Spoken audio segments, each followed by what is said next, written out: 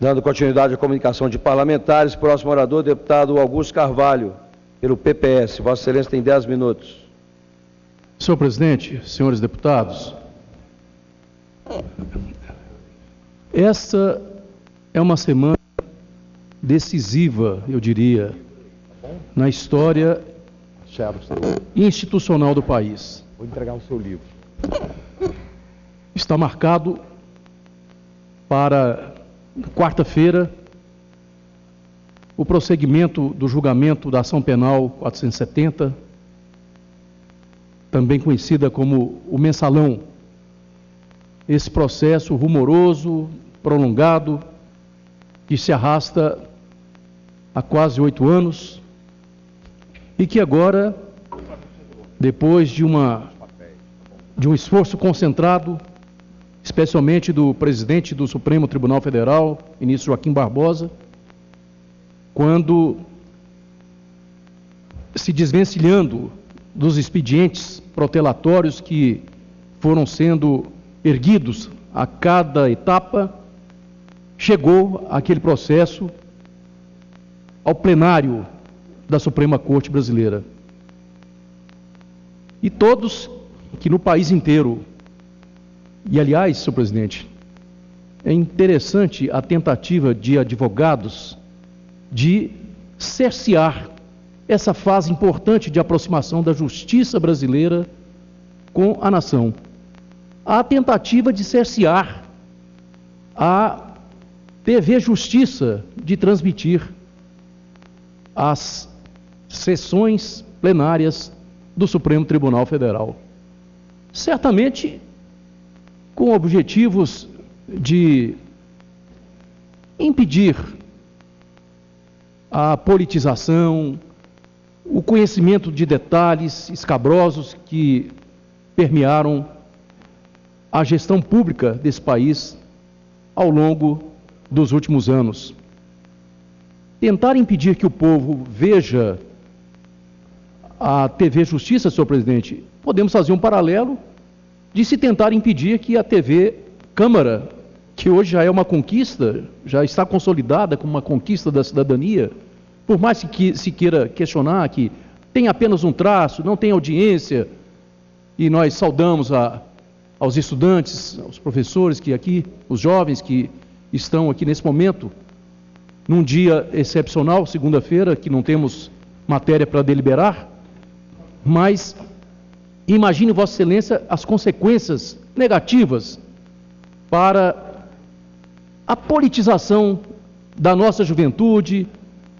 dos nossos trabalhadores, daqueles que podem ter acesso aqui e acolá a uma sessão para acompanhar de perto os julgamentos que se processam no judiciário brasileiro. Mas retomando o que eu dizia, senhor presidente, esse processo que chegou a ter marcado o seu desfecho, quando todo o povo brasileiro via no ministro Joaquim Barbosa a encarnação do alter ego, daquele que efetivamente vem como anjo vingador, aquele que se afirmava como um integrante do judiciário, tão distante desse povo, mas que via-se que agora a justiça seria igual para todos, e que políticos ou não, empresários de alto coturno, todos estavam sujeitos à lei, ao direito, ao amplo direito de defesa, mas também às penas previstas na lei em caso de comprovação de suas responsabilidades. Quando isso tudo desaguava para um desfecho, surgiram os chamados embargos infringentes. E numa linguagem técnica extremamente inacessível, num cipoal de conceitos e de teorias que desafia os mais ilustres luminares do direito nesse país, levou a Corte a proclamar o empate técnico na semana passada, ficando agora para um voto solitário do decano do Supremo Tribunal Federal o deslinde desse processo, senhor presidente. É muita responsabilidade que pesa sobre o ministro Celso de Mello. E a expectativa da nação repousa sobre a sua serenidade, a sua seriedade, a sua imparcialidade de juiz, de homem imparcial, portanto, mas que esteja atento ao seu tempo, à expectativa de uma nação inteira que aguarda o fim de uma era de impunidade, que a democracia em nosso país esteja definitivamente consolidada, com as instituições se fazendo respeitar em nosso país. E eu tomo a liberdade aqui, senhor presidente, de fazer o meu prognóstico. Se o Supremo frustrar essa nação, dizendo ou declarando que os processos, os embargos infringentes têm de ser examinados, abrindo-se uma nova temporada de argumentações e de tentativas de procrastinações e de possibilidades que se ensejam de atenuação de penas já proferidas, eu não tenho dúvida, senhor presidente, que vai ser um sentimento de imensa frustração, deputado Agostinho, que vai se abater sobre o nosso país. Eu deixo aqui essa minha última reflexão sobre essa sentença que há de ser proferida nesse voto solitário do ministro Celso de Mello, esperando que o Supremo se reencontre com o sentimento da nação de que nesse país as instituições funcionam, que a tecnicalidade dos julgamentos não podem servir apenas como uma brecha por onde passam os expedientes que fazem com que o cidadão perceba, assim é a realidade de hoje, que alguns são mais iguais do que os outros nesse país, que dependendo do poder de compra de escritórios de advogados regiamente remunerados, que dependendo do poder de influência política de alguns que estão sendo examinados ou julgados, essas decisões podem se dilatar pelas calendas e que sentenças que já estavam praticamente exaradas pelo tribunal possam ser contornadas e que novas frentes de argumentações desses mesmos advogados regiamente pagos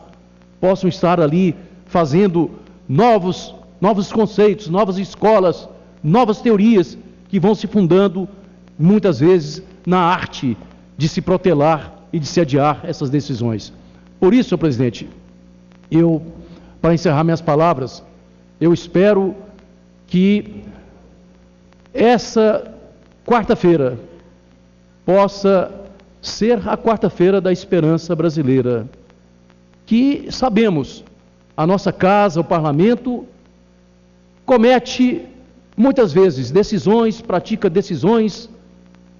toma certas atitudes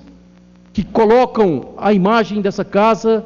na contramão da expectativa das ruas, da juventude que foi às praças do país para clamar contra a impunidade, pela melhoria dos serviços públicos que hoje são oferecidos pelo poder público, mesmo serviços de péssima qualidade, na saúde, no transporte, na educação, apesar de uma carga tributária terrível que pesa sobre os assalariados em especial e sobre o setor produtivo desse país. Mas, aguardando, senhor presidente, portanto, que essa mudança, que essa atitude do Supremo Tribunal Federal de fazer justiça possa fortalecer a democracia, porque uma vez fortalecido o conceito da Suprema Corte em nosso país, uma vez fortalecido o conceito da Casa do Povo, nós, certamente, teremos uma jornada de transformações